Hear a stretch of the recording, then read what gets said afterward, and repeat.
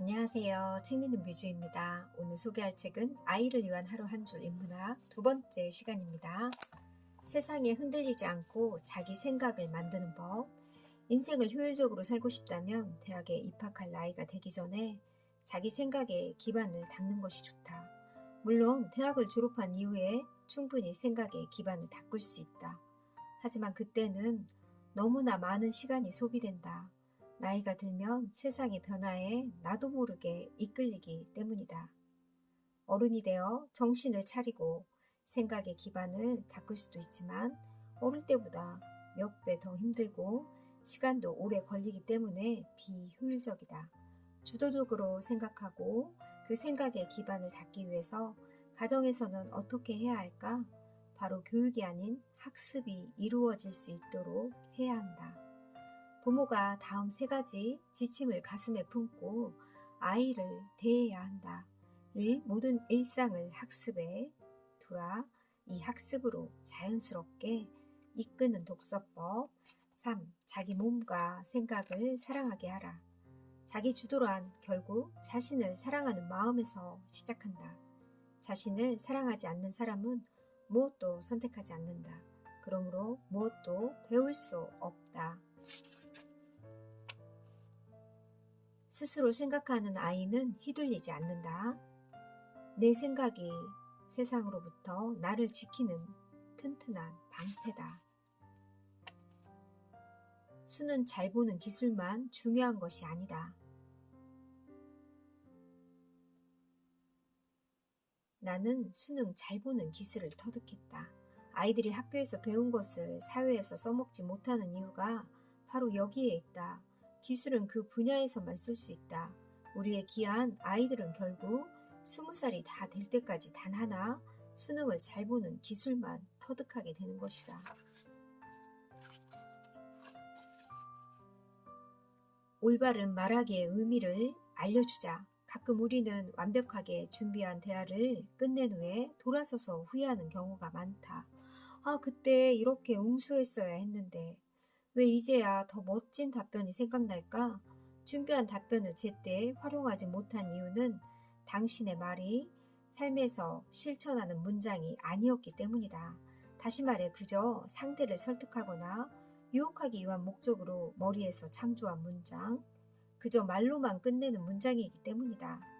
가슴에 간직하고 삶에서 늘 실천하는 문장은 잠을 자다가도 일어나서 바로 강연회라고 해도 입에서 술술 나온다. 아무리 멋진 문장이라도 그것을 실천하지 않는 사람은 많은 시간을 투자해서 외워도 잘 나오지 않는다. 말을 잘한다는 것은 누군가를 빠른 시간 안에 설득할 수 있다는 것을 의미하는 것만은 아니다. 대화를 10마디 이상 나누지 않아도 이 사람 말을 참 잘하네 라는 인상을 주는 사람이 있다.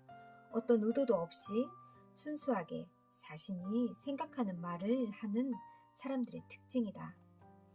아이가 글은 잘 쓰는데 말은 잘하지 못하는가? 그렇다면 먼저 몇 가지 사항을 점검해봐야 한다. 단 몇 줄로 읽는 사람에게 감동을 줄 수 있는가? 나는 내가 쓴 글처럼 살고 있는가? 이 두 가지 사항에 모두 해당되지 않는다면 글을 잘 쓰는 아이가 아니라 자기 주장이 강한 아이라고 보면 된다. 남의 말이 아닌 자기 말을 할 줄 안다는 것. 아무리 책을 많이 읽어도 자기 생각을 단 한마디도 제대로 표현하지 못하는 아이가 있다. 그런 아이들의 공통점은 제대로 쓰지 못한다는 데 있다. 내가 하고 싶은 말과 쓰고 싶은 글을 삶에서 먼저 증명하라. 실천이 곧 말과 글이 된다. 매력적인 글을 쓰는 아이로 키우는 필사법. 매력적인 글을 쓰기 위한 최고의 방법은 혼자 있는 시간을 견디는 것이다. 앉아서 내면을 바라보며 생각하는 시간을 가져야 한다. 자유롭게 자신의 생각을 표현하는 법. 1. 아이만의 공간을 만들어 주어야 한다. 2. 자유롭게 표현하게 해야 한다. 누구에게나 편안하게 고독할 수 있는 장소가 있으면 좋다고 합니다. 자연 속에 있는 게 좋다. 언제나 최고의 스승은 자연이다.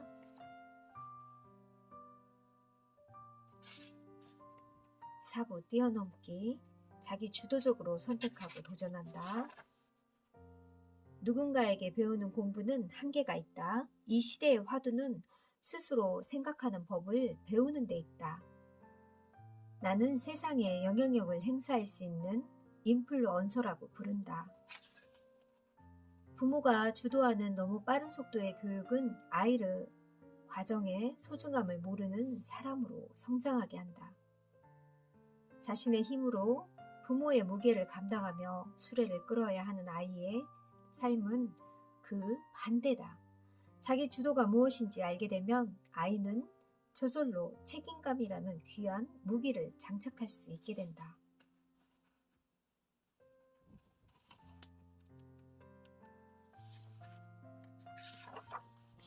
위대한 것의 시작은 언제나 초라하다. 세계 최고 부자들의 시작은 어땠을까? 구글의 창업자 레리 페이지는 1998년 9월 캘리포니아의 친구 집에서 창고를 빌려서 회사를 세웠다. 온라인 서점 아마존도 스티븐 잡스의 애플도 창고에서 시작됐다. 빌 게이츠 역시 마찬가지다. 위대한 창조자와 기업가들이 가장 초라하고 생각되는 창고에서 꿈을 펼쳤다. 모든 위대한 것의 시작은 언제나 초라하다. 위대한 결과를 내고 싶다면 대체 어떤 마음가짐이 필요할까? 빌 게이츠가 내건 슬로건이 모든 것을 말해준다. 곧 모든 가정과 책상 위에 컴퓨터가 존재할 것이다. 어떤 상황에서도 포기하지 않고 길을 찾아내는 아이. 놀라운 영감을 줄 시 한 편을 소개한다. 내가 아직 아이일 때 병이 낫는다면 나는 자전거도 타고 롤러블레이도 타고 둘러산으로 긴긴 여행을 떠날 거예요. 내가 고등학생이 되어 병이 낫는다면 나는 운전면허증을 따서 차를 몰고 다니고 졸업 파티에서 춤이란 춤은 다 출 거예요. 내가 살아있는 동안 병이 낫는다면 나는 고통도 내 몸에 주렁주렁 달렸던 기계도 없이 살아가면서 내가 누리는 이 삶이 고맙다고 말하고 또 말할래요. 내가 하늘에 묻힐 때 병이 낫는다 해도 거기 있는 형과 누나와 함께 나는 기뻐할 거예요. 그 병을 고치는 방법을 알아내는데 내 몸도 도움이 됐을 테니 나는 여전히 행복할 거예요. 매티 스테파넥. 만약 내가 낫는다면. 이 시를 쓴 주인공은 놀랍게도 어린아이다. 매티 스테파넥이라는 미국 꼬마 시인인데 안타깝게도 근육에 힘이 빠져 죽음에 이르는 근육성 이 영양증을 앓다가 13살에 세상을 떠났다. 놀라운 사실은 이 소년이 태어날 때부터 휠체어와 인공호흡기를 달고 살았고 매주 한 차례씩 신장 투석을 받아야 했지만 끝까지 용기와 희망을 잃지 않았다는 사실이다. 게다가 생전에 5건의 시집을 세상에 남겼는데 진심을 담은 그 시집은 모두 뉴욕타임즈 베스트셀러 1위를 차지했다. 그가 쓴 빛나는 문장 중 내가 가장 주목하는 문장은 바로 이것이다. 이 시집을 간절히 희망하고 원하는 분들, 특히 어린이와 그 가족에게 바칩니다. 비바람이 지나가고 나면 다시 띄워놓을 수 있다는 사실을 잊지 마세요. 저는 이 시를 지금 일부 소개해드렸는데요. 이렇게 낭독하면서도 마음이 아프네요.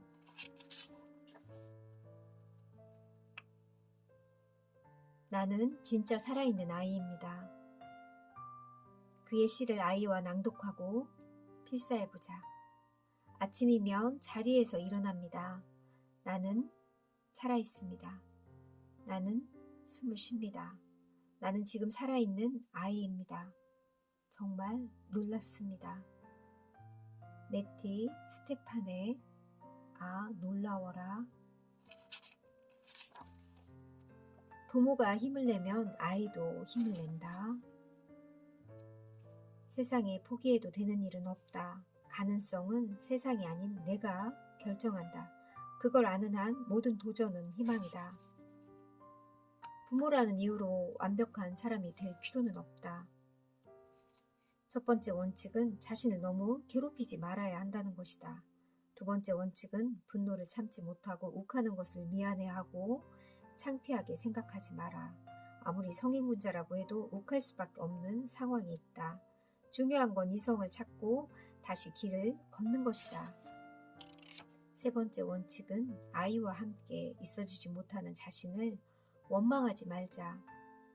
더 좋은 환경에 제공하지 못하는 무능에 아파하지 말자. 당신은 지금 그대로 충분히 훌륭하다. 괜찮다, 괜찮다, 다 괜찮다. 아이를 생각하며 마음 아파하는 당신의 순결한 영혼이 어떤 육아법이나 훌륭한 환경보다 위대하다. 아이의 시작을 돕는 부모의 언어 습관. 무엇이든지 즐겁게 시작하는 아이로 키우고 싶다면 언어 습관 관리가 정말 중요하다. 아이가 무언가 잘못하면 그 장면을 목격했을 때 부모의 입에서 나오는 말이 아이의 반성하는 자세를 결정한다는 사실을 기억해야 한다. 스마트폰으로 게임을 하거나 애니메이션을 보는 장면을 목격했을 때 스마트폰 당장 해지할 거야 라는 말보다 차분한 마음과 표정으로 다가가 약속 하나 할까? 하나는 이제 숨어서 보지 않기, 또 하나는 보고 싶으면 미리 말하고 허락받은 다음 보기 어때? 약속할 수 있겠지? 라고 말하는 게 좋다. 아이는 혼날 것을 예상했기 때문에 혼내기보다 약속을 제안하는 부모의 말에 좋은 마음으로 응할 가능성이 높다. 행동 자체를 고쳐주지 않으면 이제는 부모님 말씀을 듣자가 아니라 재수없게 들켰네, 숨어서 하자라는 생각을 하게 된다. 대개 단속에 걸린 사람은 반성보다는 운이 없어서 걸렸네라고 생각하며 단속을 피하지 못한 자신을 원망한다. 일상에서도 부모가 그런 표현을 가급적 사용하지 말아야 한다. 5부 마음 내공 다지기, 배우고 연결한다. 다른 사람의 기분을 생각하고 말하기. 나는 다른 사람의 기분을 생각하고 말합니다. 3번 생각한 후에 말합니다. 나는 세상을 아름답게 할 말만 합니다. 내가 하는 말은 바로 글이 될 수 있습니다. 소크라테스는 글을 쓰지 않았다. 공자도 마찬가지다. 그런데 그들의 말은 책이 되어 세상에 남았다. 니체가 최고의 에세이로 극찬한 괴테와의 대화 역시 마찬가지다. 괴테는 그 책을 직접 쓰지 않았다. 이들은 공통점은 단 하나다. 글이 될 수 있는 말을 하며 살았다.